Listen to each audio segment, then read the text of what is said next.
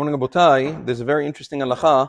The Shulchan Aruch in Siman Rish Samach Gimal brings down that if a person was mekabel Shabbat early, let's say a person said Mizmor Shilem Shabbat, or a person prayed Arvit, the halacha is, even though it's still early, even though it's not yet sunset on Friday night, the halacha is that he was mekabel Shabbat, he accepted Shabbat, and he's no longer allowed to do any of the melachot, any of the forbidden works on Shabbat. Even if a person says, I have specific kavanah, I am not mekabel Shabbat, I'm not mekabel Shabbat. And then he goes and he prays Arvit Shalil Shabbat, and it's still early, doesn't help. You prayed Arvit, you're stuck, you're bound by Kabbalat Shabbat, and you cannot do any melacha. So that's if a person prayed or said Mizmor Shem Shabbat, or said Boi Chala Shabbat Malketa, any of the things that cause a verbal acceptance of Shabbat.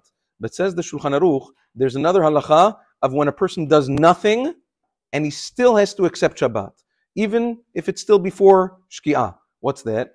Says the Shulchan Aruch that if most of the tzibur, if most of the kahal already, the majority of the kahal already accepted Shabbat, hami'ut nigrarim acharehim, which means the mi'ut, the minority of the tzibur, is bound, is dragged along with them, and they have to be mekabel Shabbat as well. For this reason, Gaon Shevet HaLevi writes in one of his tshuvot an interesting thing.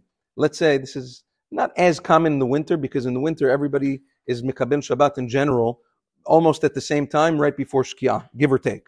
But in the summer, it's much more prevalent, especially, let's say a person is traveling to a village or to a colony upstate. Let's say you're traveling to a place where it's a small place, and let's say there's one central shul or a bunch of shuls in that specific place, and a vast majority of them are accepting Shabbat early. The halacha is, even if the man, woman, children, it doesn't matter, they're not in the shul, they didn't do anything. They are dragged after. If a majority of the Jewish population in that town, in that city, has already accepted Shabbat, the minority is dragged along with them, and they have to accept Shabbat. They can't turn on lights anymore, they can't drive anymore. People sometimes don't realize this. You have to make a cheshbon, especially during the summer.